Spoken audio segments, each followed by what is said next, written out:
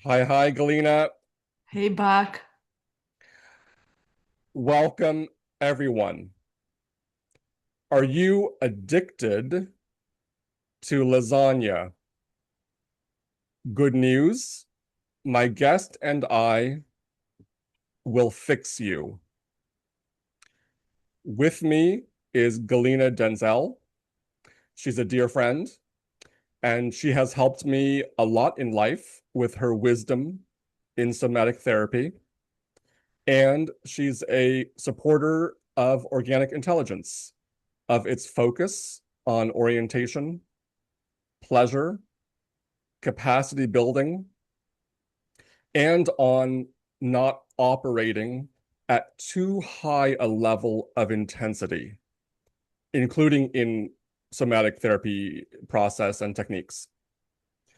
Galina is a somatic educator and practitioner who helps women resolve emotional eating through a nervous system healing approach.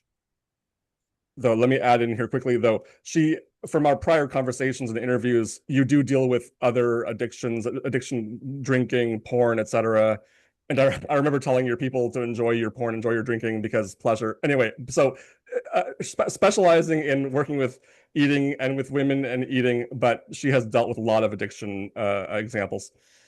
Uh, Galina is the author of Peace with Self, Peace with Food, a trauma healing approach for emotional eating, and founder of an online school where she weaves multiple somatic healing modalities to support people who have struggled with emotional eating, often for decades. After 25 years of her own relentless struggle with disordered eating, Galina discovered that the somatic approach she was learning to support her chronic pain clients also resolved her eating disorder. Today, she's developed an entire method of delivering essential education and tried and tested somatic techniques and tools to help others find the same freedom. Galino mostly works with people who are exhausted from fighting with food, who understand their patterns intellectually, but can't seem to change them. Through her programs, she teaches that peace with food isn't about willpower or rules.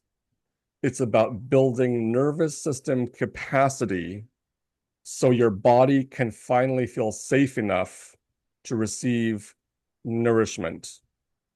Galina, delighted to be with you for our chat. I'm so happy to be with you, Bach. It's always a pleasure. Thank you. Galina, I'm addicted to lasagna. Fix me now. Okay. That is a very Bach way of beginning a conversation.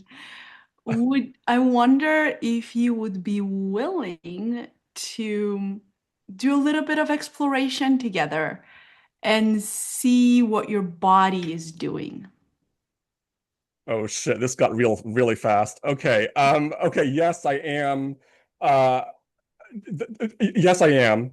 I am, period. And one wrinkle right here is that I'm actually not addicted to lasagna. I Uh, said I had a but suspicion. so um wow, this got real fast. Okay, so uh, let's just keep going. Let's see what happens. Yeah. Yeah. Okay. Yeah. So, do you think that do you know somebody who's addicted to lasagna? No. So, but I know people who have addictions to things, Okay. Okay. including to food, of course. So Yeah. food, pot, So, porn, drinking, drugs, gambling, all that. Yeah. yeah. So somatically, maybe I can give a little bit of context before I throw you at the deep end of the Okay. pool. You naming that you are addicted is kind of it describes with one word a possibility of many different scenarios of how that plays out. Well, And as a somatic practitioner, what I'm interested in is slowing. It's almost like watching a movie and taking a chunk of that movie, the before the lasagna, the during the lasagna, and the after the lasagna, and really slowing that down. Anna Chidi says to a pace of a flower blooming. I really love that. Like slowing it down to a pace of a flower blooming, slowing it way down so we can see what's going on, and seeing really the somatic question is how are you using your body in this moment? What is your body doing? How are you forming what you're calling addiction? And within that, we're going to find what's going on because I really don't know what's happening when you say I'm addicted to lasagna until we slow it down frame by frame. Okay. Okay. I feel you. And right now, in this very moment, I'm wondering how vulnerable I want to be. And I've decided to be vulnerable more. And okay, so let me substitute lasagna. So to our audience, our topic is addiction. Galina probably statistically works with eating, but it's addiction broadly construed. And in the moment, since we're getting real, I'm going to substitute my lasagna for what about phone addiction? Yeah, Okay, so perfect. I think that that will be a lot more okay, relatable. okay, so I I Yes. don't. That's interesting. So your opening, one of your opening comments was addiction can be used to refer to a wide range of scenarios, and you'd want to explore. And I so am I addicted to my phone? I don't know. It depends on how you understand addiction, which is perfect for our conversation, right? But I will say I check my phone more frequently than I would like. Okay. Um, and this really heightened for me when I recently found out that uh, a friend of mine who is very young does not have a phone. And I was like, whoa, I thought about that for the rest of the day. He does not have a phone. And he says that he can get by without it. Undergrad, college age, does not have a phone. Uh, and since then, I've been thinking, it's been in my mind, hi to my friend. And so now I'm wondering, oh, do I even need to check my phone that frequently? No. Okay, I'll pause there. So let's go with that example. This is quite vulnerable, at least in my felt sense. Yeah. That's okay Yeah. because I have orientation though, so I never have to feel my body.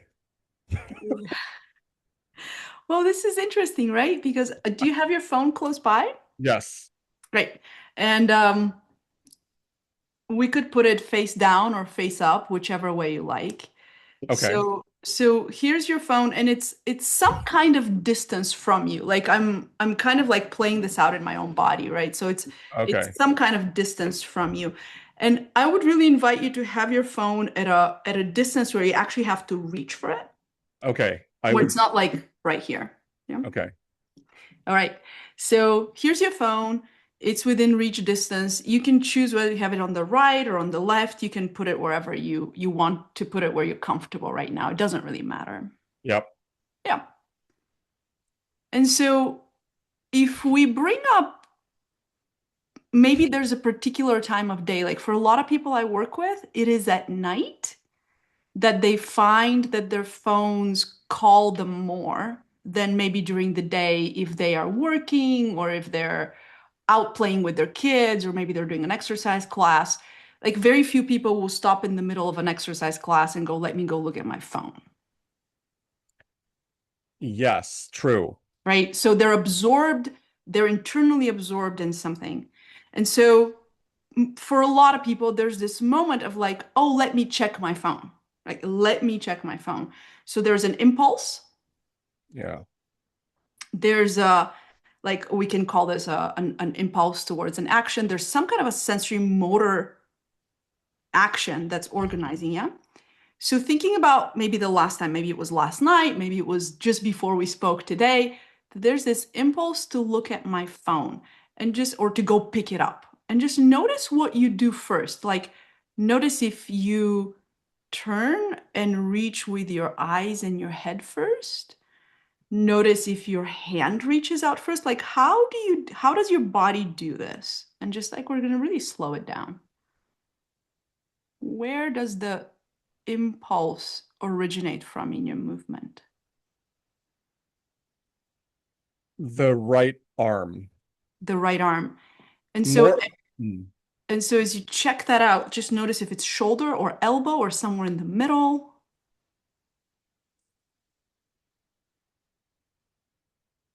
Hand. Your hand. Yeah. Hmm. Yeah. Your hand. And then perhaps I also saw your eyes go, but I don't know where your eyes were going. They could have Oh, been. they're going to the phone. Yeah. So your eyes are going to your phone, and there's something in the hand that begins to organize. Yes. Yeah. And so, Are we doing this in the moment yeah, or we're doing it in the okay. moment, also remembering that there's other moments just like this when you're going for your phone. I was wondering about that because the other moments would be different positions entirely, like if I'm in bed. So that's why Yeah. I asked. Yeah. But Yeah, that's okay. We're working from what we have right here with us. right now we're just working in the moment. Okay, okay, got it. Yeah, so in this moment, if you wanted to go and maybe there's like a particular app that you check, maybe you check your email or maybe you check some kind of social media that maybe you check the weather, whatever it is, but you're going for something, yeah? Yeah, okay, being in the moment. Mm-hmm. I would like to report it is a little challenging to be in the moment because the mind keeps coming up with other situations. So I'm just acknowledging that in the moment, the impulse is actually to check the phone, but I actually don't get not getting past just checking it. Like, oh, I'll press that button and then I'll see that screen, but I won't actually put my thumb down to open it up to look at any app. It's just to check it. And then there's a thought, wow, what the hell is the point of doing that, Bach? There you go. Yeah. Right. So as we slow down, because you can start to see how there's some kind of automating and we just slowed it down and there's a thought showing up that might not show up usually. That's what's the point of just checking? There's, yes. And in the moment, so the phone is face down, Hmm. and a thought came up maybe within the past 10 seconds. Uh, what would be the point of reaching for it, touching it, flipping it over, and then pressing that button or seeing if it automatically displays something? What's the point of that whole process Yeah. of using energy to move my hand to do that? Hmm. Hmm. Oh, Yeah. yeah.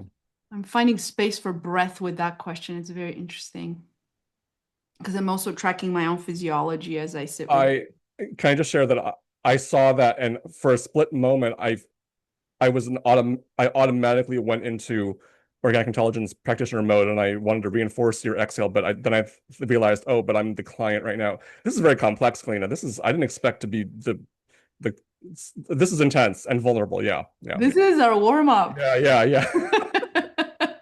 I don't like this. Let me go back to orientation. I don't like this. Just kidding. Right. So here's what's I'm going to give you a little bit of a break and I'm just going Okay. to talk a little bit. Yeah. So whenever you're going for your phone, like this is assuming that you are a handed person, like not everybody has hands, but you know most people, it's more of an exception not to. When you're going for your phone, you're going to organize like your whole sensory motor response is around organizing, orienting towards something. Your eyes are going to go there. And this is like making a lot of assumptions that like your eyes are working, your hands are working. But in the Yeah. general sense, there's going to be a reach with the eyes. And you did that. There's going to be a reach with the eyes, and then there's going to be a reach with the hand. Right. And so really we are in the realm when you're going and taking something and picking it up. And then there's going to be a landing, there'll be a grasp, there'll be a pull, and there'll be some kind of an interaction here that happens. Some movement of the eyes, there'll be a movement of the finger, you'll get some information, you interact with it or not, because a lot of people use their phone in a trance. So they're actually not in a relationship with what's happening there. They're just going through the motions. And really, you are in the realm of the movement of reaching. And the movement of reaching is one of the 5 movements that we use in the relational space.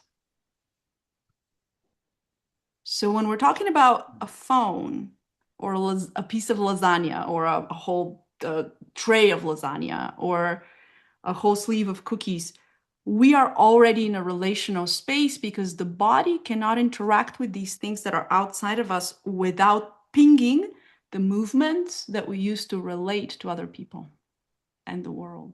Okay, may I ask some question? What do you mean by relational space? Yeah, the relational space is where it's no longer just me with me, but there's something outside of me that I'm expressing. In this case, with the reach, I'm expressing a need or a want that I'm going to be meeting by getting this thing into my hand and either eating it or looking at it or having some kind of experience with it. Okay, so okay, relational space refers to a situation where you have an impulse to relate to the external in some way, such as get the phone, get the lasagna. Um,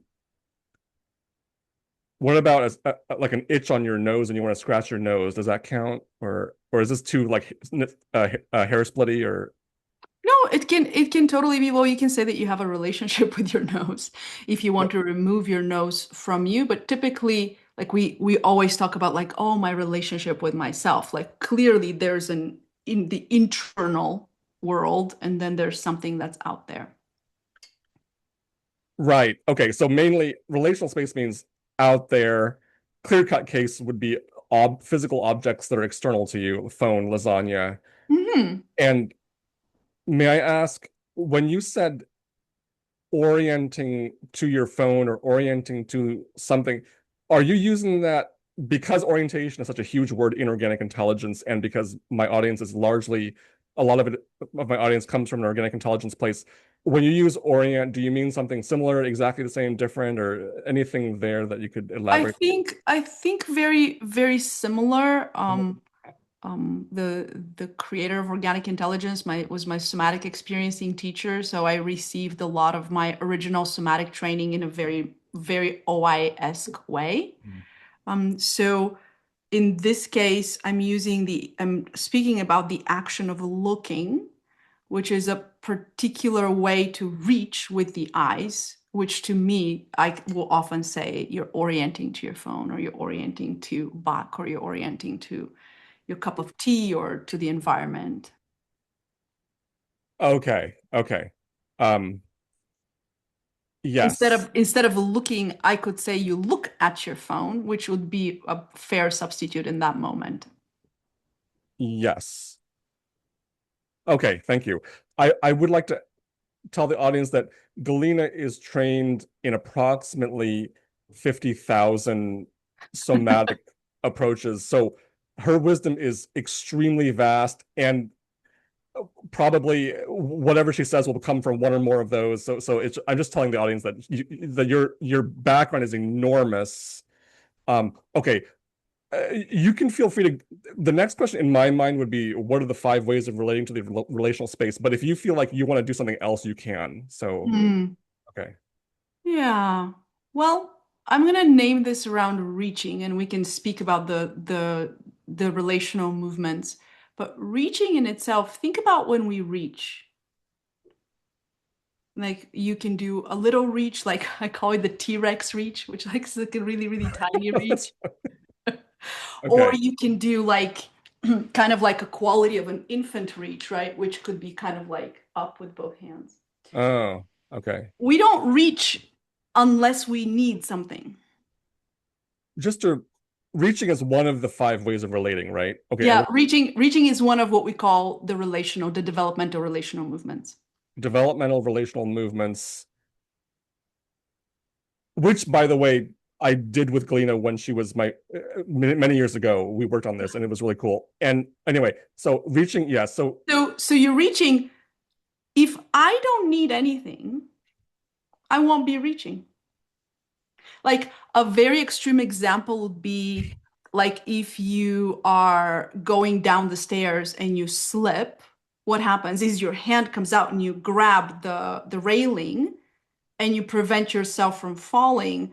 But that only happened because you needed to stabilize yourself. If you were just going down the stairs and you are organized, the body is always organizing itself in the environment. I'm organized relative to the stairs in a very stable way. In this moment, I don't need to be holding on to something or reaching for it because I'm not needing it. So a reach will show up when there's a want or a need. And then we become very curious in a cycle of I did an interview with you that's on my YouTube channel that is addiction to pleasure or addiction to pain. I think that's what we named it. Where yeah, we spoke about negative reinforcement and we this idea that I have to feel worse before I feel better. Think about reaching is I can reach for something that feels good while I'm in relationship with it, but it also feels good after. Or I can reach for something that feels good maybe while I'm doing it, or maybe I don't feel much while doing it, and I don't know if it feels good after or not. But anytime you reach for your phone, it is not because you're lost, it's because there's a need or a want. The question is, what is the need or want for? That's what I'm curious for and curious about. And one of the things I've been checking in with myself, because I will find myself on my phone as well, and I will pause and check in with my body and how I'm experiencing my body in that present moment. And I very rarely have a pleasurable experience in my body while looking at my phone. Very rarely. If I'm scrolling, like on Instagram, if I'm watching something, say if I'm watching a show, absolutely pleasurable. But if I'm scrolling, if it's like this action of like next, next, next, it doesn't feel good in my system. nice. Um, you have observed that when you're, uh, I want to get intellectual and technical, and I also want to stay with the present and provide value to the audience. It's a constant ambivalence in my um I would like to backtrack a little bit, but I really want to be connected with you and be practical and but so reaching can include the eyes moving like so my eyes looking at something like I look at the lasagna that's reaching that's reaching with the eye so it doesn't have to be a limb moving It it doesn't have to be. You can reach with your eyes. You reach can okay also like we can I mean, this could be semantic at some point, but we can also think about, how sometimes we tell somebody, "Hey, reach out when you have a moment."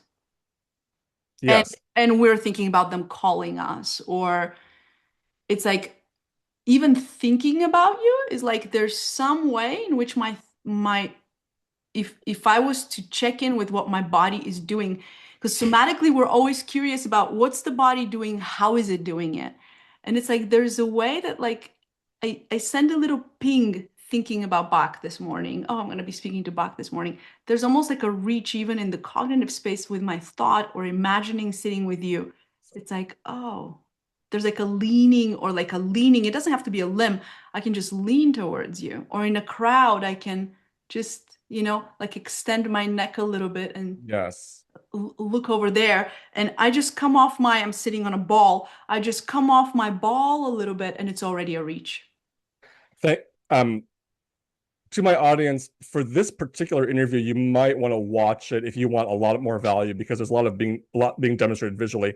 Um, but no pressure, do it, it's all about your pleasure. So, but when you said body, we're always looking at what the body's doing. But from your example of it could be a thought of, oh, I wonder when will Bach reach out, or I want to reach out to Bach. So the body, when you say body, you mean the whole organism, including the mind, including mental content, it sounds like. Including mental content, which is the word that comes to me is cradled, and English is not my first language, so sometimes I'll have just like weird words come in. It's like the mind, but whatever I'm thinking about is cradled in what the body is doing. So in this moment, as I'm thinking about you, if I was to check in with what my body is doing, there's already an action in my body. It might be that there's a slight shift in how I'm breathing. It might be that I've compressed myself a certain way, or I've leaned forward a certain way, or maybe I've like tilted my head a certain way. That there's the action has happened way before the thought. That's okay, nice. So, um, if the audience is looking for answers to their addiction problems, I don't know if we'll get there, but let's just see what. We'll get there. It's just gonna be excruciatingly slow. I'm sorry. I'm not just trying to withhold the answer, but I'm going by my interest in what's here. It seems deep and interesting. So okay. So reach can include the body includes mental content, and it must be remembered that we're looking at the whole organism. So what else may be associated in the body with the mental content? And then also you're saying often, or maybe always, I'm not sure what qualify you would say, but that motor action often precedes the thought. So there's a lot on the table here, man. The, okay, one question I wanted to ask was when you say reach, do you include both voluntary and involuntary? And does and how important is the distinction for what you do and for DIY growth? Yeah. Yeah, that is very cool. I would say that most of what we do, so in a defense in a defense self-protective scenario, like the scenario I gave about slipping down on the stairs and then you reach out to grab onto the rail, those are reflexive, involuntary programs. They're sensory motor programs that are in the body and they unpack in a particular order so that we can be safe. Like if you were to slip on ice, your hand comes out and catches you on the ground before you've hit your head or your sacrum or something worse. So those are involuntary. They have to be involuntary because you don't have time to think about, oh, which way do I go? Things that are already formed habits are involuntary. For example, if you maybe when you first bought your first iPhone, it was novel and exciting and interesting to bring it to bed with you and use the alarm clock on the iPhone instead of your traditional alarm clock. But now it's just a habit. Like my phone is in the bedroom with me. I don't think about, oh, I have this thing that I should bring to the bedroom with me. It's already a habit. And so in that way, I can say that it's involuntary. Okay. What is a habit? And I'm not trying to get too technical, but it just sounds like it's important because of the level of discussion Yeah. we're having. So what is a habit Yeah. if you have anything to say? Yeah, I would say that in the way that I observe habits, um, I look at what is habitual for the people I work with based on whether it's something that happens without them having to have conscious thought about it or intentionality about it, or it's Yeah. just happening on its own. For example, I don't, and something that happens with relative ease. Um, that it really doesn't take a lot of the body budget. Like it's just something Mm. that we're just doing. We've done it a million times. And I think when you look at, you can break it down with all the cues and feedback loops and responses. But what's most interesting to me is to think about, is this a habit or not?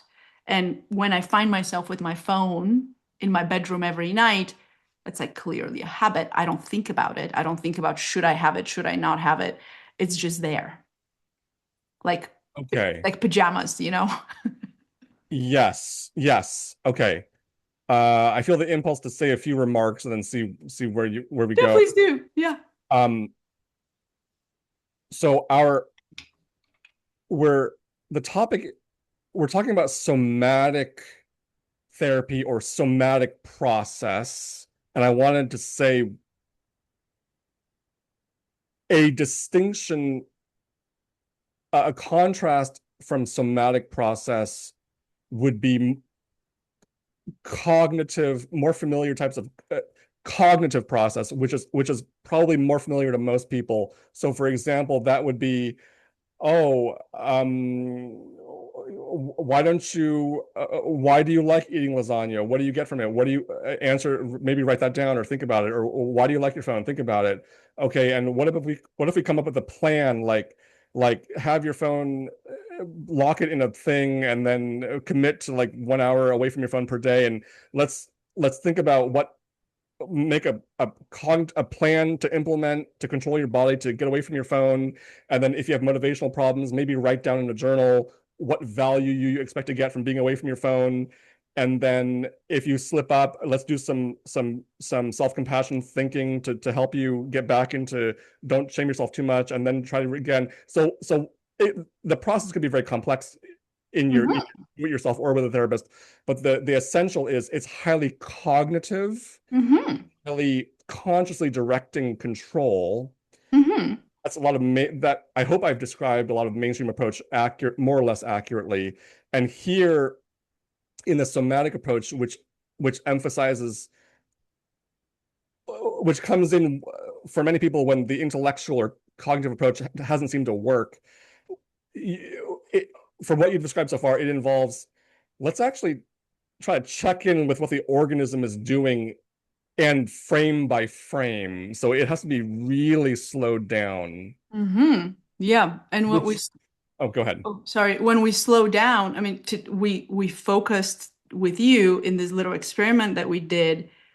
We slowed down the movement, right? The actual sensory motor response of reaching. But within that, we found what was happening for you is there were some thoughts that were coming up. Like we had some cognition that was arising from what we were doing.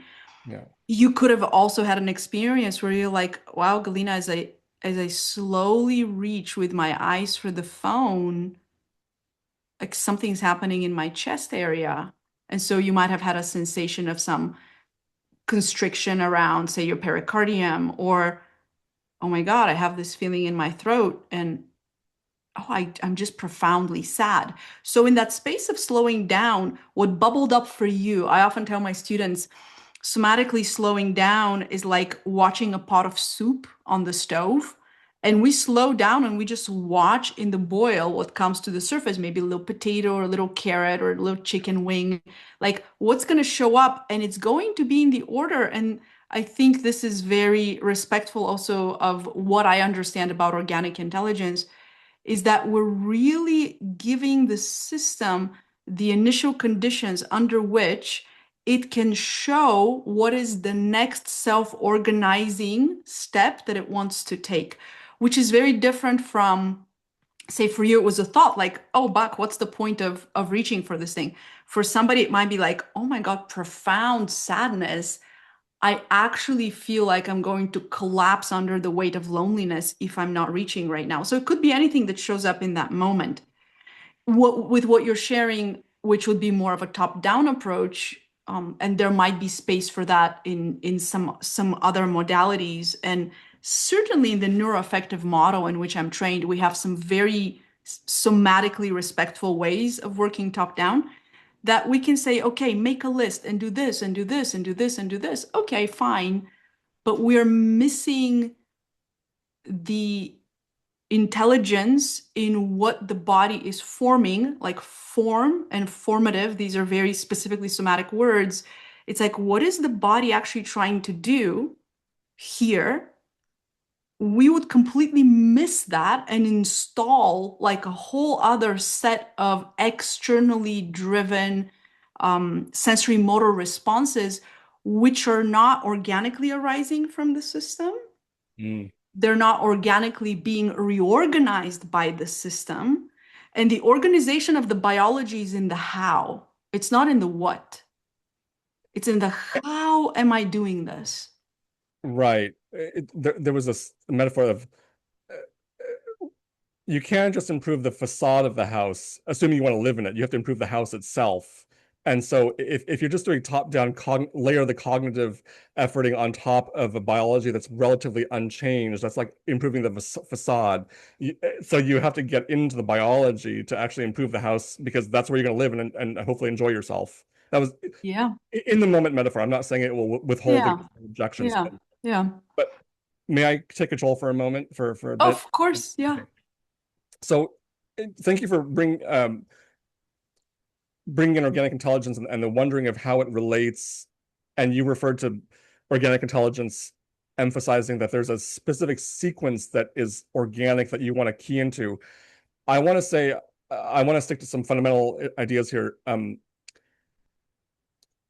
Uh, Organic intelligence, uh, this is a kind of a sidebar, okay, but it's fundamental, I think.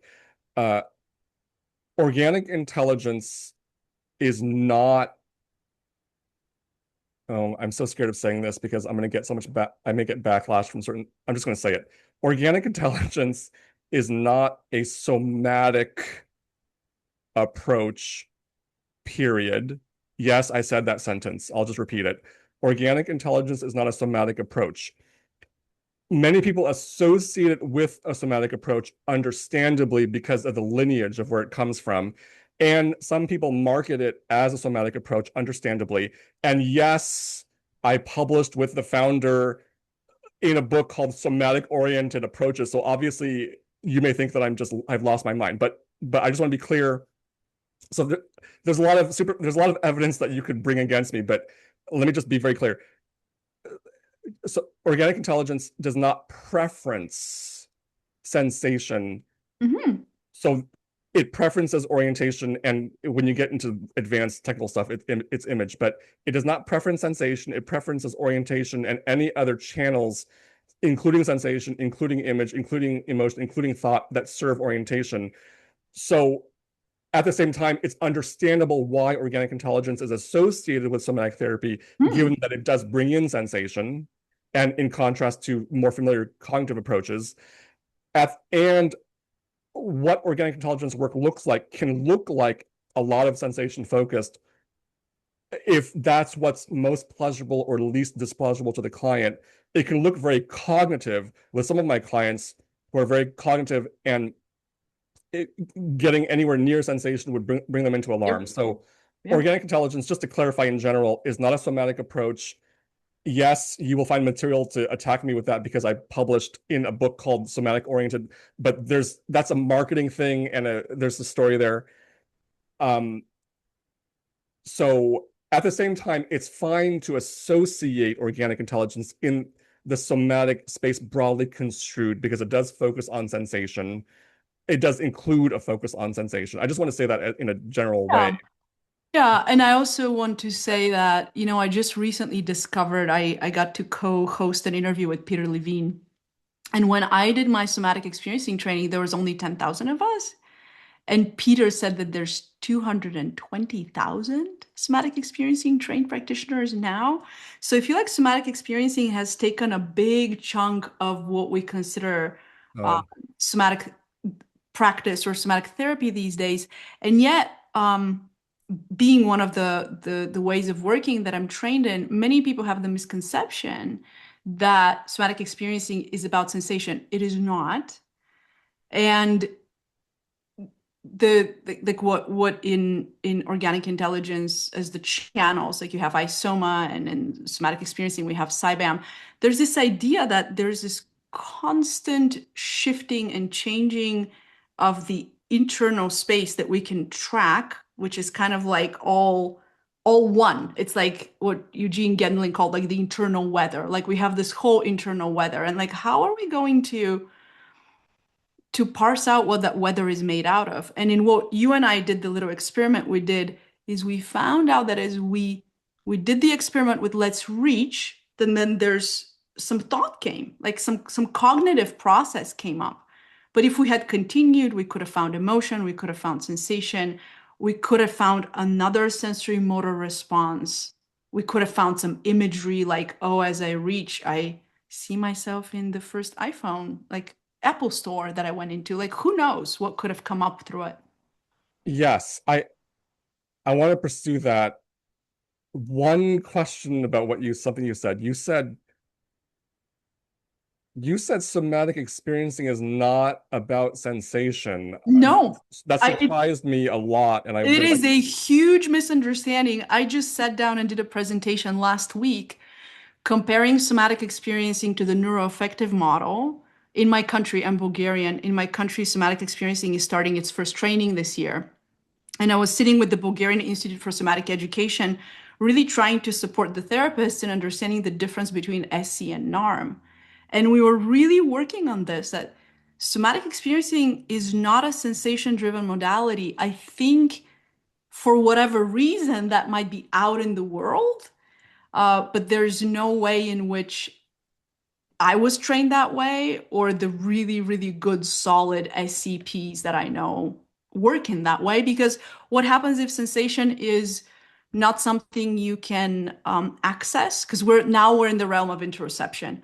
What happens when there's too much, there's not enough, or it's distorted? What happens if it's like in OI language, probably you'd call it a red channel? What happens when it's a channel that disorganizes the system? You have no business in sensation. So why would I go there?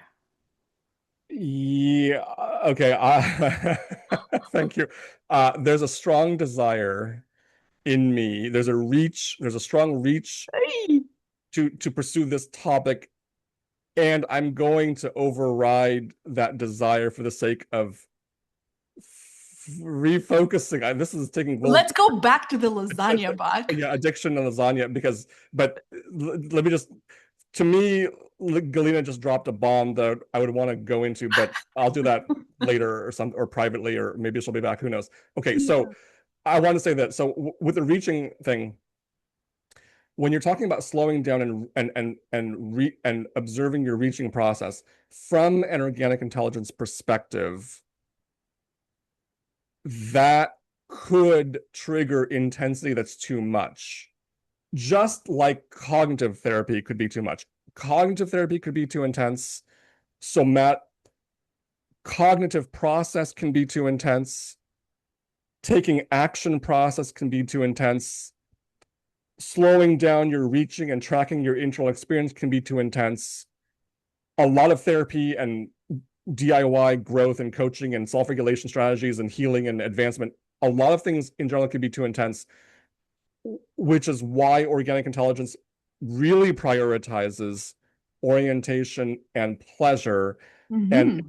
if you're trying to practice reaching, because when I practiced reaching for my phone with you in the beginning of our interview, I noticed some loss of orientation.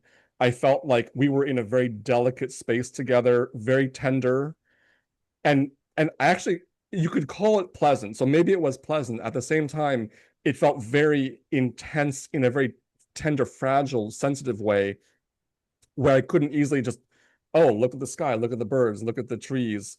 So in organic intelligence, it, orientation and pleasure, the primary purpose is to grow capacity, and I've said that a million times across videos, and it functions as a very important and helpful gatekeeper, or gating, preventing harm from therapy, including self-therapy, by making sure, by trying to have stability in orientation and pleasure whenever possible, so that whenever you learn a technique or a thing, a trick to try, I don't mean trick negatively. I just mean any techniques that you learn, orientation and pleasure from an organic intelligence perspective is a check to keep you safe while doing that technique. Because in the reaching for the phone, who knows what memories could come up in me, who knows what intensities. And Mhm. I felt heat in the ears, and so that discharge. And if I were with a client and I saw that discharge, I might say, why don't we just look at this, talk some bit before we go back to the reaching of the phone. And Hmm. okay, so that's just a bit on organic intelligence. And I want to get back to lasagna and addiction and phone Yeah. reaching. So Yeah. reaching. So thank you, Galina. Can you continue Hmm. teaching us about the reaching and Yeah, yeah, happy to. yeah. So in this case, we used reaching because it's this very specific thing that we do. Like people even say, "Oh, I reach for my phone so many times." Like it's a very um, kind of direct way to begin to explore what the body's doing, how the body's doing it. I probably would do reaching with somebody just to give you a sense. I offer um, kind of the foundations of my work in a 7-month class. We do reaching in the beginning of month 5. So people have had 4 months for stabilization orientation before we go to even touch reaching Mm. as a possibility. And so just to name that, like, if you were to come into my program, you have months of preparation before you begin learning with us online, and then you start the program. And so you might be 2 years into learning with me before you reach, or you might be a minimum of 7 or 8 months working with me before you reach. So there's a lot of preparation that happens in creating internal stabilization, and having access to orientation and pleasure before we can do this. So just to name that, I think is important. No, and nothing I was saying was criticizing you, No, no, Galina. no. I Because I just think, wanna yeah, I yeah, just wanna name that, like, taking a little snippet of an experiment does not necessarily show the context in which sorry, this okay. shows up in my work. Yeah. Yeah. So So you do deep grounding in orientation and pleasure, and then wade out from there into way, yeah, way, way before. yeah, Yeah. yeah, So what we want to say about exploring any behavior, say that you become very interested about the lasagna thing, right? Like some of my students will say, I'm sitting in my office, and then it's just like the lasagna is calling me. Like it's calling me. It's calling me from the fridge, it's calling me from the freezer, from the stove. I can't have it in the house because if it's in the house, it's calling me, right? And so that it's calling me, 10 different people will experience that differently. For some people, it's a thought. For some people, it's an image. For some people, it like we follow these vectors in the body. It's like almost like a sensory motor response is already happening to start going there. There's like a vector of force that's already forming. And so we become curious with how it starts, because it starts in a particular way. Like you don't just find yourself with the lasagna in your hands. Like there's something that happens before in the sequencing, what we call the pre-beginning. There's some way that there's already, it's kind of like if you push dominoes, like there's something that pushes the first domino. We become very curious there. Also, we can become very curious in the after. So working from the edges of what is the body doing before, what is the body doing after, and then eventually starting to explore what's happening in between, but really curious about movement, like what is the body doing and what kind of a state it's in. Most people who find themselves in some kind of a behavior that does not necessarily align with how they want to behave or with their values, they are in a nervous system state where they're, we can use Dan Siegel's terminology of window of tolerance or window of capacity. Somehow their system is over functioning or is already in some kind of a high arousal that it cannot, self or can't auto organize. It can't come down back by itself. Or if it's for whatever reason collapsed or shut down, it can't come up by itself. And so then food becomes an expression of that state. Our behavior with food becomes an expression of that state.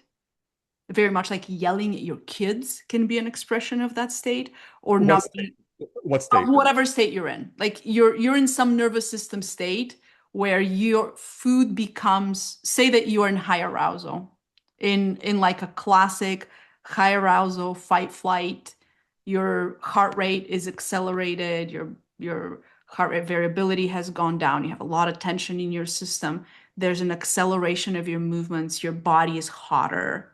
Maybe you're having emotions around frustration or agitation or some kind of upsetness.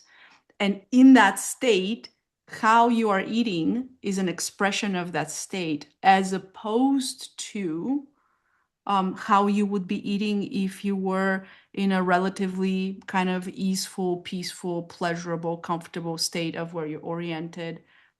You have orientation, you have pleasure on board. In that state, you don't have that. You don't have orientation, Right, you don't have pleasure. right. Um, the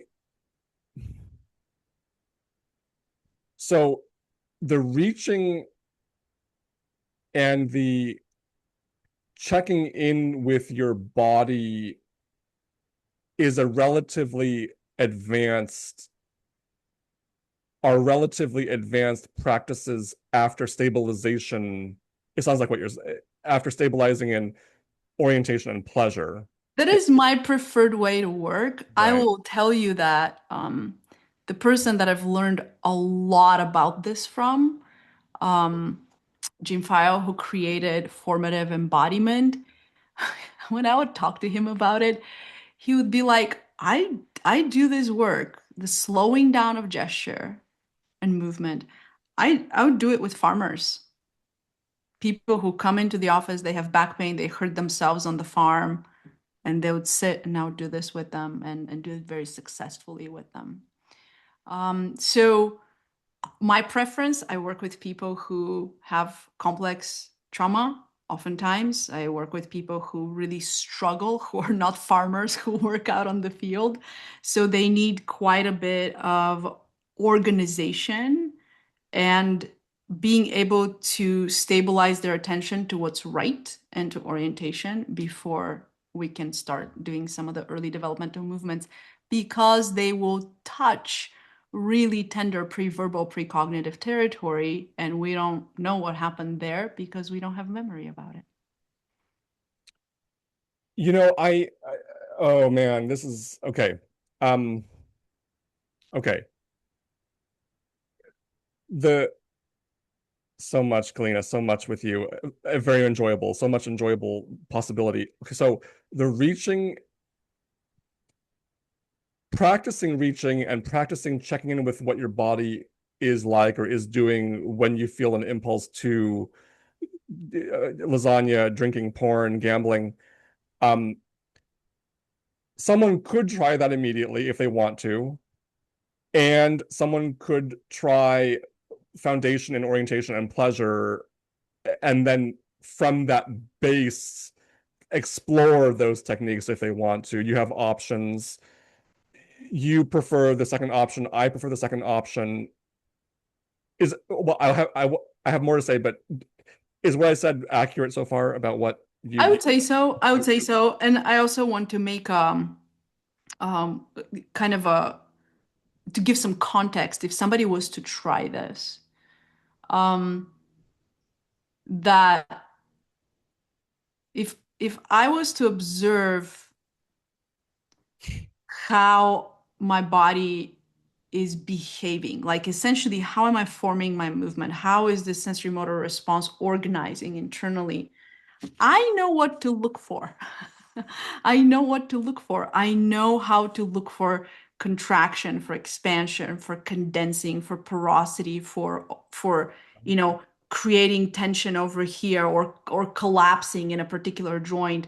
I think that it requires a certain level of knowing your body and knowing kind of the language of what to look for, including like how do you track. That's I spend so much time with my students teaching them what tracking sensation is, or how to be with sensation that with context, you can say that it's a particular emotion. And we begin by really finding what's right and what feels neutral or pleasurable first before we go to what might be in some way have more of a like a negative valence, or it can be unpleasant in some way.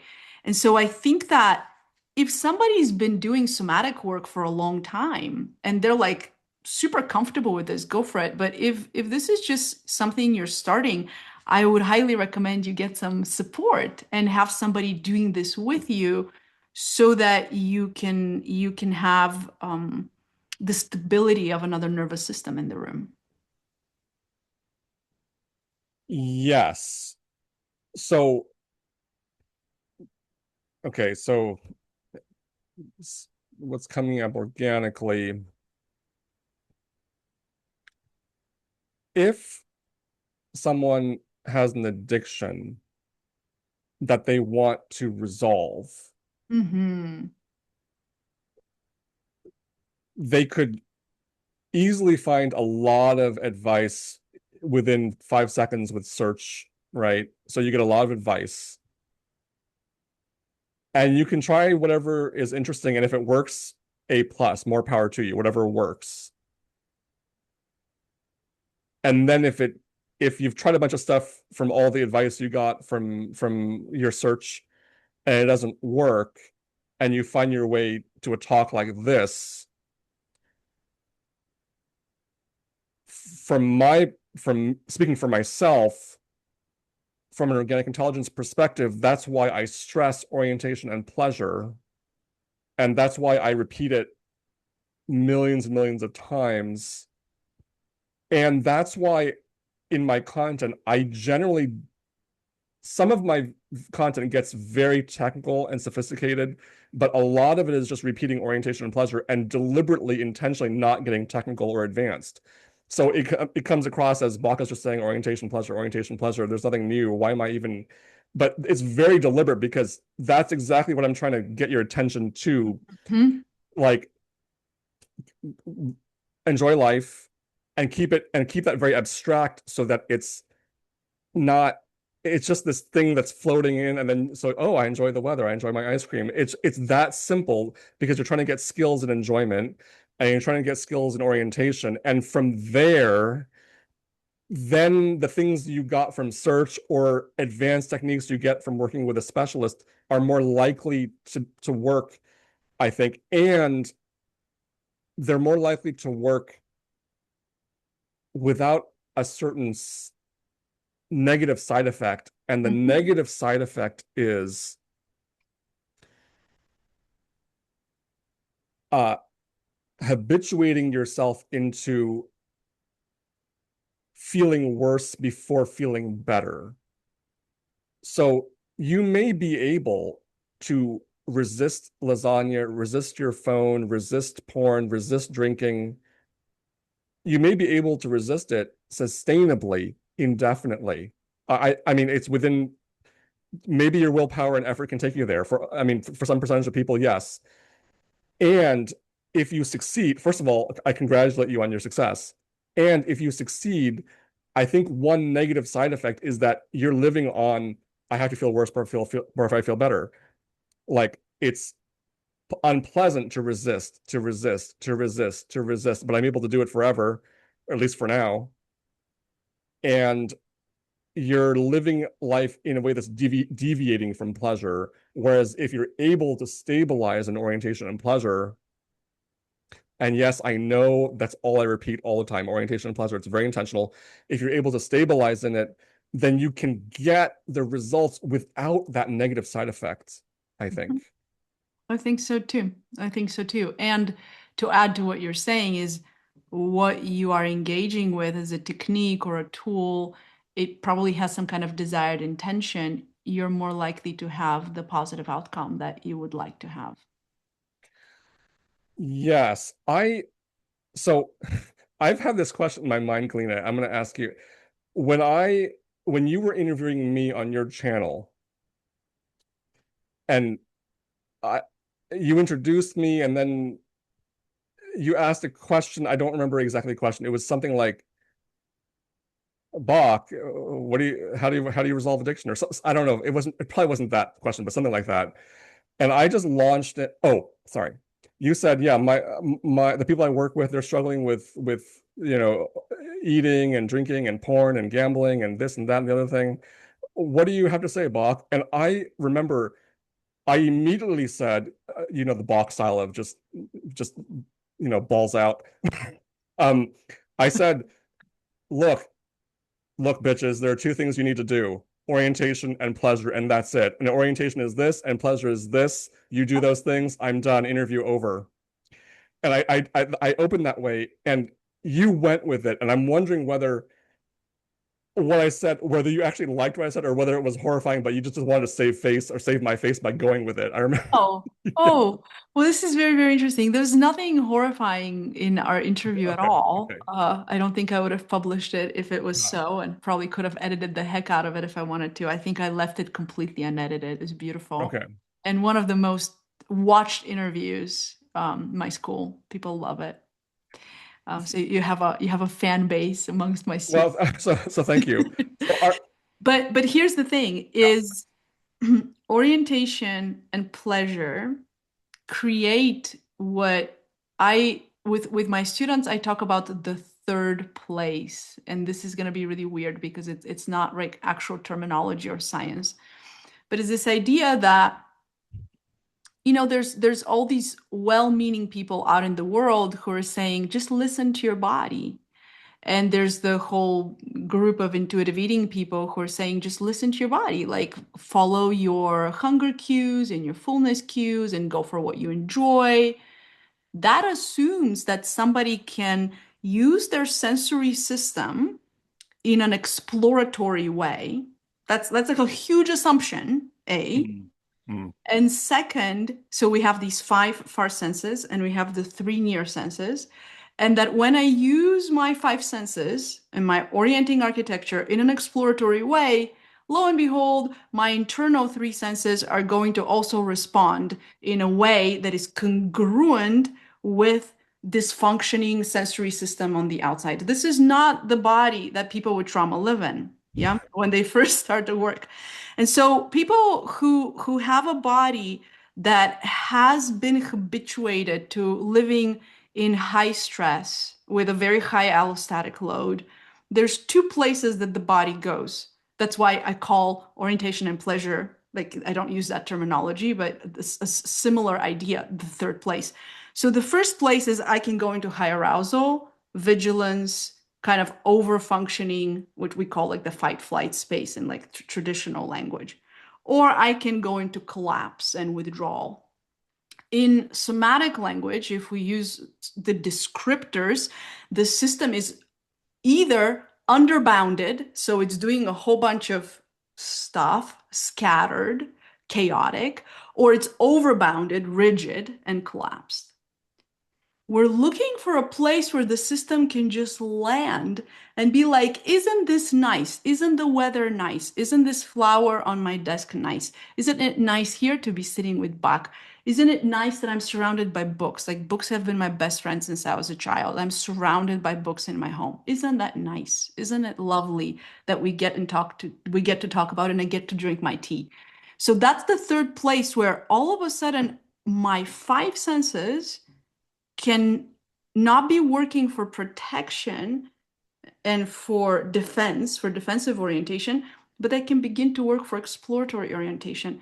And if we can do that, then the internal senses can go, oh, I can actually feel something. I can connect in a congruent way what's coming through the five senses, that I have a response internally that's congruent with, oh, nice cup of tea, and I feel some warmth internally, and my belly relaxes, and I can drink this, and I can actually digest it, and I can assimilate and integrate the nutrients. Wonderful.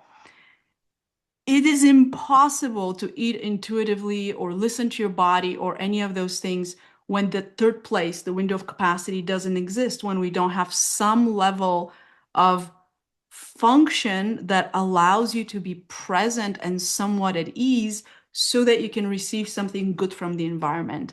So addiction shows up when that third place doesn't exist, where a place of easy functioning doesn't exist, and I have to eat in high arousal, or I have to eat and shut down or drink or be intimate or whatever it is in those places. And so those places look like my relationship with food or with my body or whatever I'm doing doesn't look like it looks when orientation and pleasure are available to me because my senses aren't working the same way. The external or the near, the far or the near senses, they're not working the same way. So my whole somatosensory and sensory motor organization is of somebody who is outside of their window of easy function. There's no easy up, easy down.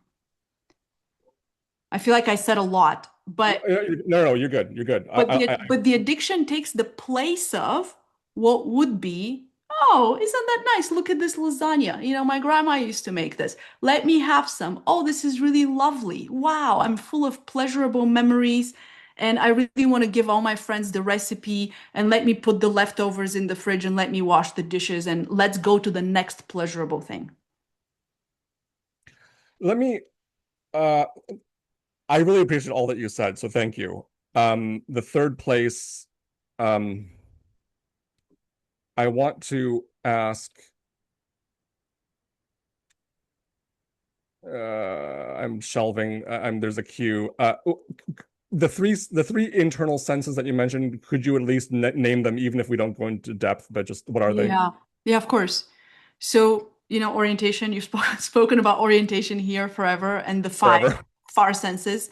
And on the inside, we have interoception, which is the capacity to perceive from the inside of the body signals about body states. For example, hunger, thirst, tiredness, getting sick, sexual arousal, and also emotional states like anger and sadness, all of that, all coming from the interoceptive system. Then we have proprioceptive, which is your position in space. Like if you were to close your eyes and touch your finger to your nose, you can do that because there's a way that through the receptors in your tendons, ligaments, muscles, you know where you are in space. And then vestibular, which is your ability to maintain your head stable and level with the horizon so that your movement can organize around the horizon and around a steady earth. Thank you. Just just I'll let that be since I don't want to get too technical, but thank you. Um, just so the audience knows what you meant by the three internal senses, yeah. And then the five senses are the five senses, and that's orientation. Um, you so to overcome addiction, you're saying you want to gain access to that third space and the which you've described with examples like, oh, that's a nice flower. Oh, I like my tea and lasagna. Nice. I remember having lasagna in Italy when so it's a kind of a not a low intensity kind of place, a low pleasant intensity kind of place. And I wanted to ask here, this is something I've been thinking about. I, Bach, I'm referring to myself personally. I am a very intense person. And I have my gravitation to the career of my gravitation to Ayn Rand is intense. My gravitation to studying philosophy is intense. My gravitation to becoming a philosophy professor is intense. My gravitation to organic intelligence is very intense. My gravitation to seeking the truth is extremely intense. My gravitation to seeking the truth, very intense, in service of which I study Ayn Rand, I study organic intelligence, I produce content that I think is important, regardless of whether people will like it or value it. But I think it's very important. Now, this is all, I would say, very intense. I'm a very intense person in that way. Now,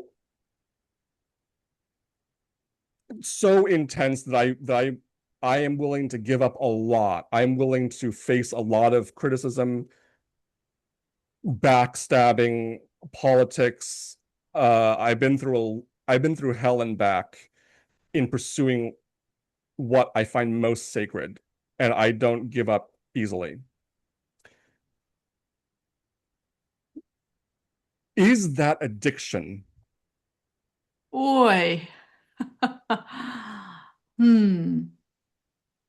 Do you find that it is harming you in some way? Thank you. Absolutely not. It is my sacred happiness. And so, what's my next sentence? My next sentence is that third space of low intensity pleasure really optimum, or is that just the tricycle Mm. That's towards? a Okay, yeah, so I'm being very practical here, but I can I ask you another question around your intensity? this is free association. Yeah. Do you feel fulfilled? Um, I feel, yes, I feel fulfilled. And in another thought is coming up, which is I actually want, or at least I want to want the experience of not having to do what I'm doing. So if I could wake up, okay, so to the world, the content I produce, the YouTube videos, the Substack posts, the interviews, the writing I do, all my career fighting for Ayn Rand, fighting for organic intelligence, suffering a lot of backstabbing from both camps. Wow, too much going on, too much information today. Sorry. Um, it has been, I've done it because in part the experience of it involves I can't not do it. I cannot just chill and have a cup of tea and watch TV or look at ducks in the park or eat fish tacos and walk very slowly. I have to do the work I'm doing. If you Mhm. try to stop me, I will hurt you. Like this is a calling. So it is fulfilling. It is not harming me. It is my sacred happiness. At the same time, if I just have to do it. Like I just know my body knows, my mind knows I have to do what I'm doing. It's my calling. And I will walk over corpses to do Yeah. what I need to do. And I have. Okay. Yeah. Thank you for answering. So yeah. Yeah, that was my question was, are you fulfilled? And it sounds like you are fulfilled. Oh, I am. And Yeah. I'm asking these now my state, is it addiction or what's its relation to what you would say is the addictive state versus the third space state? Yeah. Yeah. So I'm gonna talk about the third space from the perspective of eating, because that's what we're Okay. sitting we're sitting with We can get away lasagna from my here, stuff. Yeah. and like what we do with food, and then I'll come back to you. Okay. If you want to, if you're comfortable, you don't have to. So in order to be able to eat, we have two pieces to that. Well, we have three pieces to that. Well, maybe there's more, but I'll make it really simple. We have there's some kind of a body signal that we need nourishment, we need to find energy. We are able to find that energy, and then we ingest and then we digest the food. In order to be able to do that successfully in a way that supports our well-being and physiology, the body needs to be in what physiologically we call the rest and digest state. We can talk about the ventral state, safe and social state, if we want to include the polyvagal perspective here. So there are states there is a state, that third place is the state that supports nourishment, where I have exploratory orientation. My senses are able to find what is good in the environment, because if I'm only in defensive orientation, this is what we see with some eating disorders, like people who can't do certain textures or certain smells, or only certain colors of foods can be eaten. That's defensive orientation. If I'm in exploratory orientation, my senses are supporting that I can find, just like hundreds of thousands of years of ancestors, I can find the non-poisonous mushroom and I can extract some nutrients from it, and then I can keep going and I can, make babies and procreate, and the line keeps going. So we are all the children of people who figured this out, like what's in the environment, what's edible, what can I take in. If I am in a high aroused fight flight state, or if I am in a collapsed shutdown state, my digestive system doesn't work well. My sensory system doesn't work well to find what's okay in the environment. And my digestive system, I'm not producing hydrochloric acid that's necessary to break down food in my stomach. I'm not going to produce pancreatic enzymes in a way that's going to break down that food. So then what ends up happening is I'm also not in a state where I can enjoy the food because I'm not, my arousal is too high or too low. If I'm all the way collapsed and shut down, there's not enough arousal in the system for enjoyment to happen. I need some level of arousal in the system in order to be able to be absorbed with something that's both outside and inside. And so I'll often um, give the inappropriate example of trying to kiss somebody when you're really angry or nervous. It's just like it doesn't work. And if you're really depressed, it also doesn't work.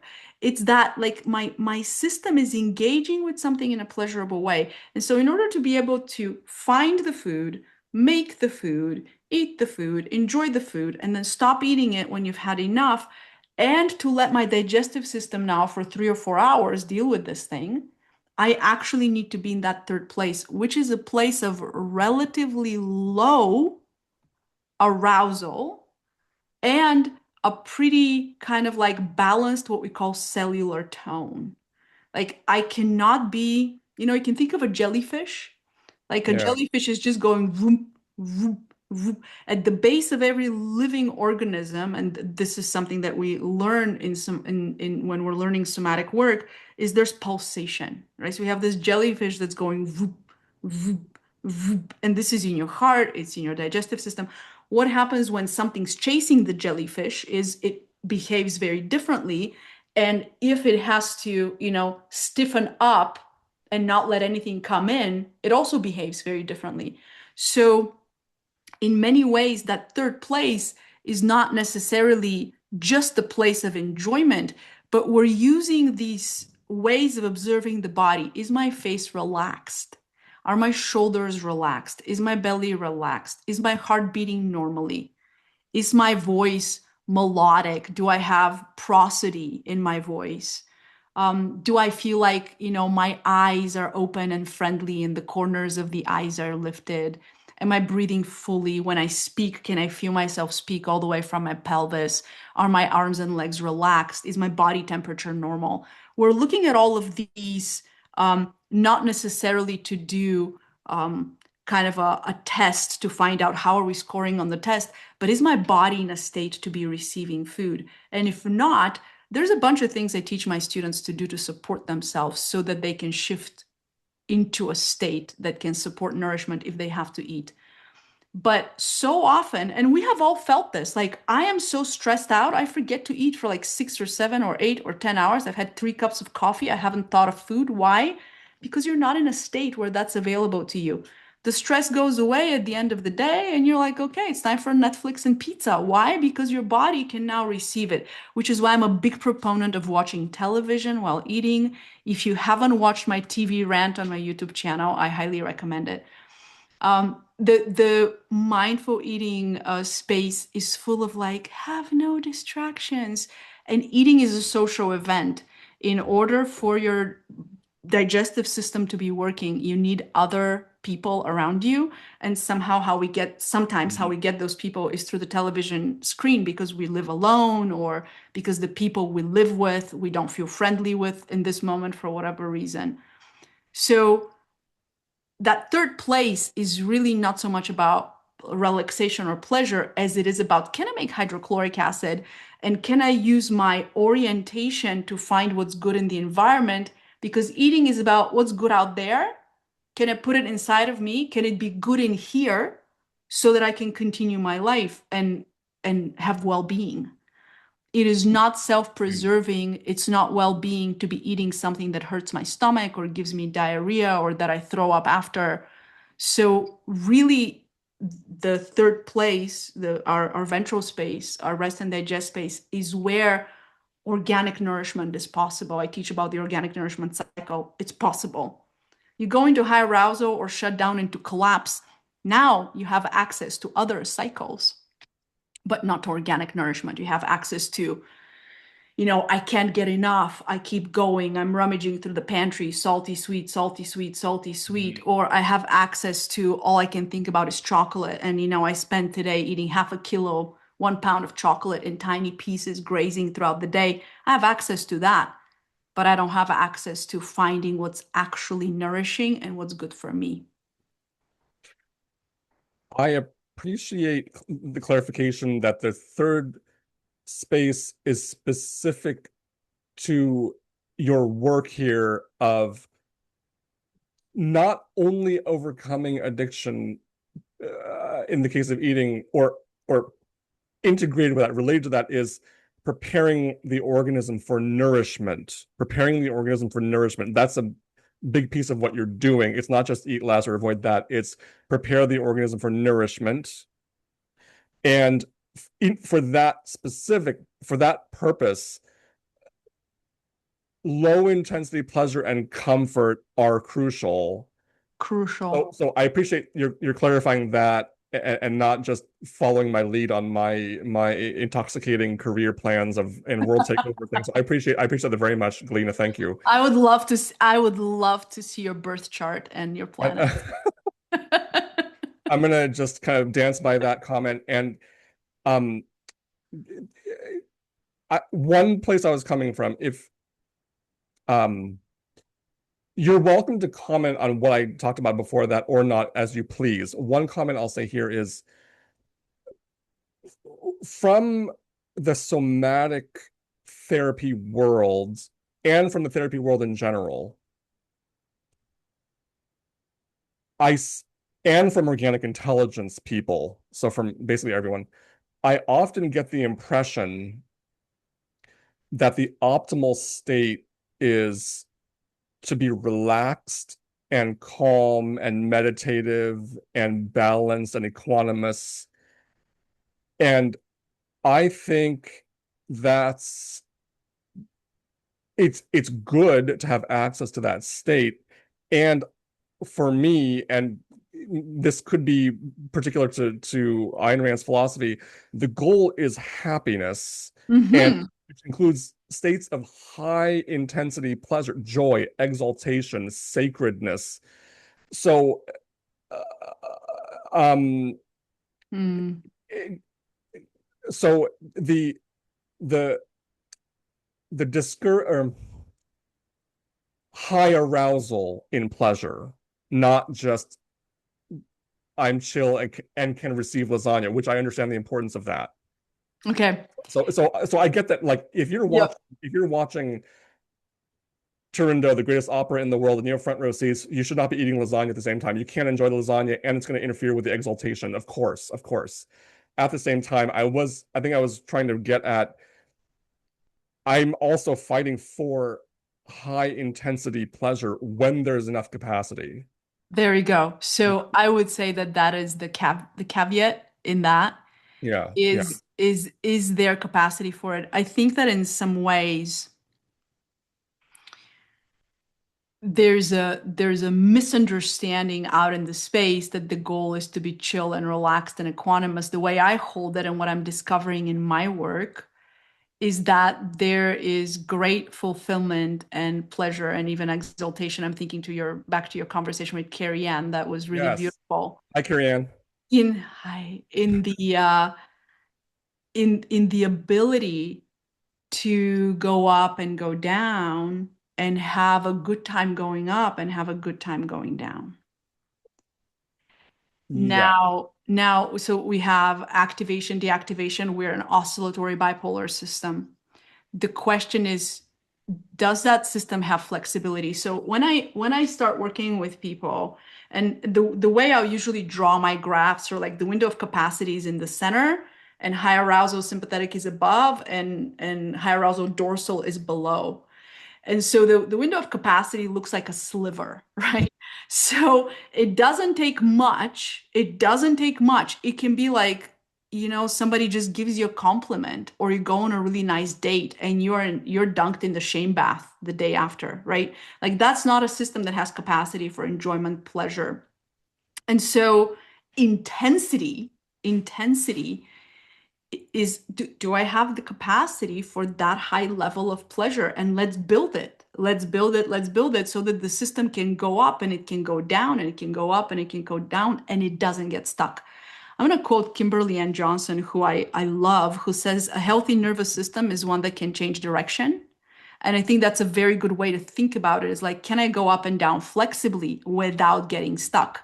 Because if the cost to your high intensity of pursuing what you're pursuing right now, I'm going to go back to you, is that, you do what you're doing at the high intensity, life or death. This is my life mission. I know so many people who would die to have what you have, a purpose and a mission. It's amazing. If the cost of that is that from 2027 to 2032, you have to take a 5-year break, then that's not sustainable. And so I, for Oh, me, I'm curious about, like, amazing about the intensity. And is that intensity something that is within capacity or not? nice. Thank you. I love that we're in this space. So thank you, thank you, thank you, thank you, thank you. Uh, no, it's not going to lead to burnout. So it's definitely within capacity. Right, I right. I would hope I'm a master of orientation and pleasure because that's all I talk about every fucking day. So it's not over capacity. Yeah. So in that respect, it's not an addiction if addiction involves uh behavior that that comes from or leads to or both uh reinforces before, during, after, or all three uh intensities beyond your capacity to process. So yes. So yes. One feature of my thank you for complimenting, saying that many people would really want to have what I have, which is a purpose. Um, but one feature of my purpose, and I let me give some more examples of other people, so it's not just about me. But if someone has the feeling, in my case, I have to fight for objectivism and organic intelligence because I think it's important, and I have to fight for the truth. And I'm willing to sacrifice basically everything else for that purpose. That's my particular case. But someone else may think I have to write a specific novel, which I actually Mhm. also have, or I have to try to get the gold medal in this. I have to open up a bakery in this. I have to find true love. Now, so they're operating from, I have a mission. I'm passionate about it. I'm fixated on it. No one's going to get in my way. I have to achieve it. So it's not equanimous and therefore in conflict with a certain interpretation of organic intelligence. And if that is organic intelligence, then I disagree with that part of organic intelligence. But at the same time, they have the capacity to pursue that fixation Mhm. from orientation and pleasure without any danger of backlash, health problems, burnout. I would not call that addiction, or if it is addiction, then I would say that some addiction is really good. So I'm just curious what you have. Yeah. I'm thinking about desire as a motivator. There's a lot of different motivators. Desire is for me, desire is a great motivator for me. And the pleasure of fulfillment is also a great motivator. And so I would say, um, for me, addiction, based on my work, is specifically something that causes pain, and Nice. specifically something that is harmful. So there's like things that lead to life and things that lead to death. And it's specifically something that doesn't lead to life. And so if it's causing harm and doesn't lead to life, then I become curious about what is it substituting for. It was very, very interesting. Last week, I wrote on my Substack about how my own biology, because of the environment in which my body formed and the high stress in which my body For many, many years, I was incredibly anxious, but it was the only kind of aliveness I had access to. Stress, like my adrenals moving my heart, my sympathetic system moving my heart, was the only kind of a life I felt. And I remember I was in a touch session with one of my teachers, and she had her hand on my heart, and my heart moved where it was beating from. It went from, like, literally, I could feel my heartbeat. I'm one of those people that can feel my heart at all times. I could feel my heartbeat here, and it just went boop, and it started beating in a completely different place. And I looked at her and I was like, my heart just shifted. And she was like, yeah, I felt it, like your sympathetic system just backed off and you're back to ventral. And Huh. from that moment on, I had access to feeling alive, which is your ventral vagus moving your heart instead of your adrenals. I had access to feeling alive without being anxious. So I'm going to carry this over to addiction. If the only way you can feel something is in that way, then that's how you're going to go about feeling.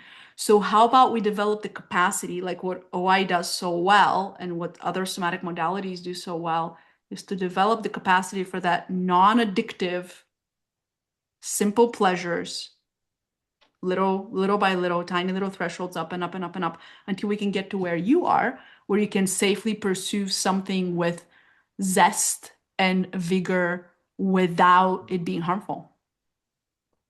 That was music to my ears. Thank you. And I agree with you fully.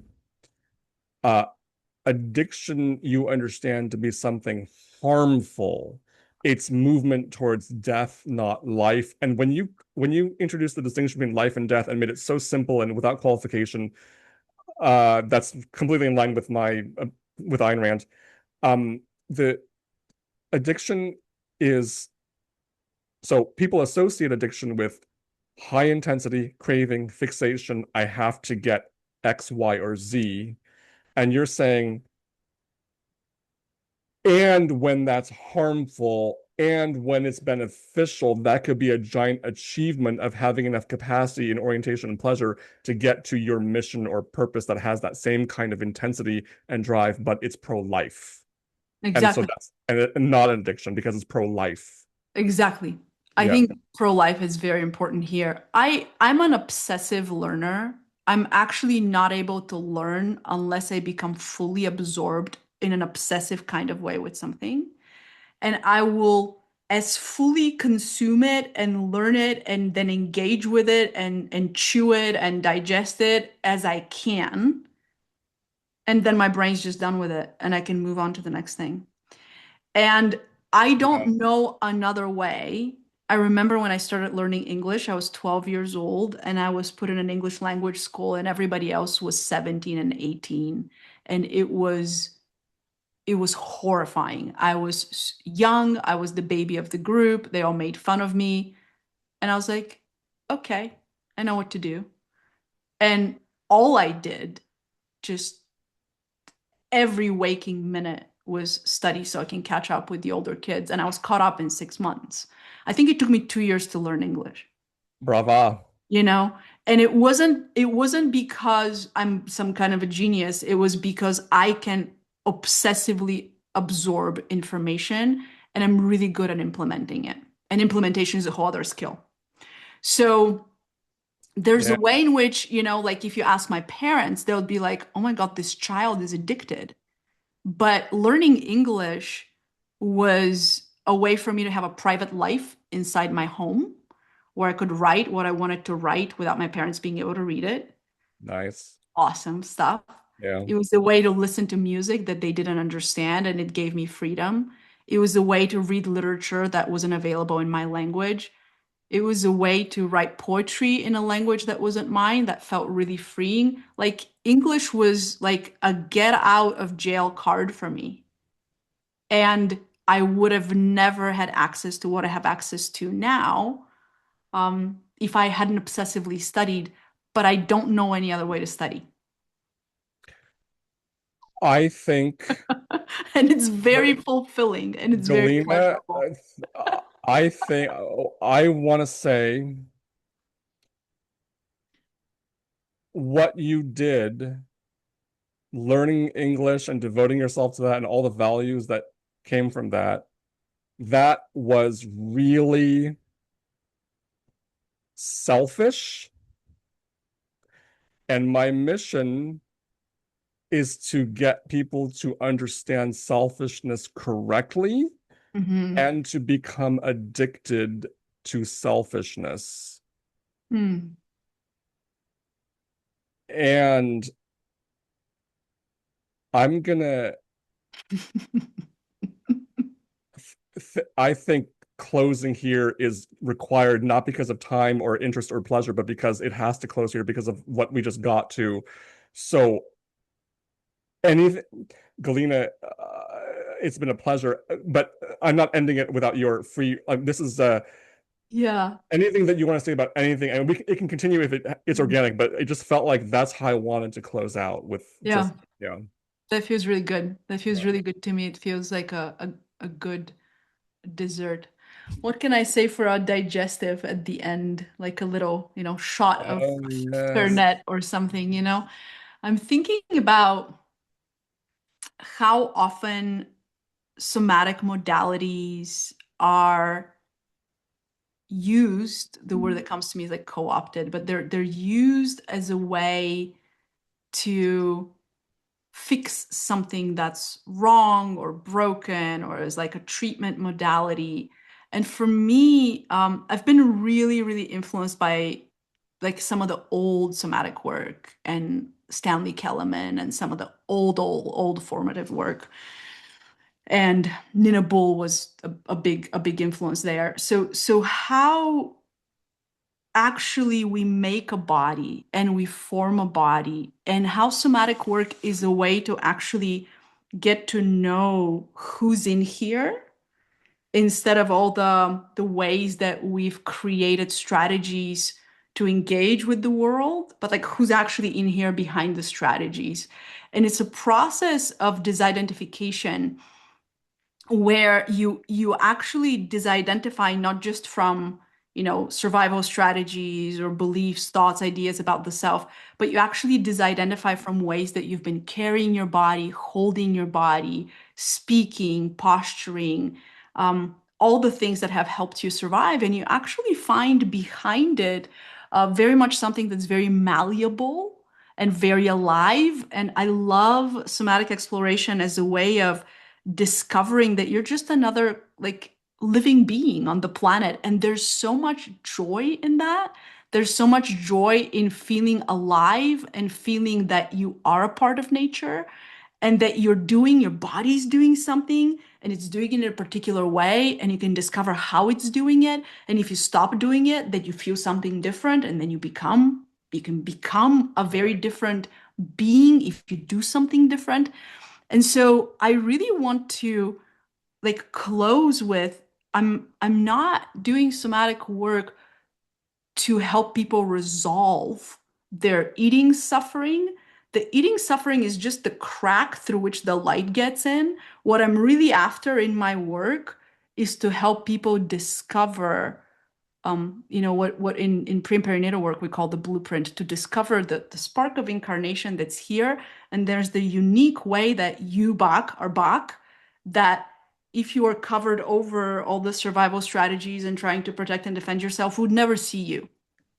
And so I feel like the real reward of the work at the end, whether you came to me because of food suffering or something else, is that you get to be you and you get to be a part of nature in this unique and really beautiful way. And that's my end game, is not eat well. My end game is be you and be a part of nature and be actually happy and fulfilled and live your life. Somatic process is organic life process, is what I'm getting, is what came to me from what you said. Very, very much so. And I would say if you're somebody interested in somatic work, just read any Stanley Kellerman you can get your hands on before you go into any of the modern things like sensory motor psychotherapy or Hakomi or somatic experiencing. Like before you go to those things, just read where all of this started and just really get your foundations under your belt. I'll send Galina an email and have her give me some references, and I'll paste that into the description, Cool. as well as links to Galina's bio, website, etc., for her more about her and her offerings. Um, I don't have anything. This has been very pleasurable and continues to be pleasurable, and I Thank, look forward to more pleasure with you. And um, I hope the audience got value from this. I look forward to more. Galina Denzel, thank you. thank you, Buck. That was really lovely.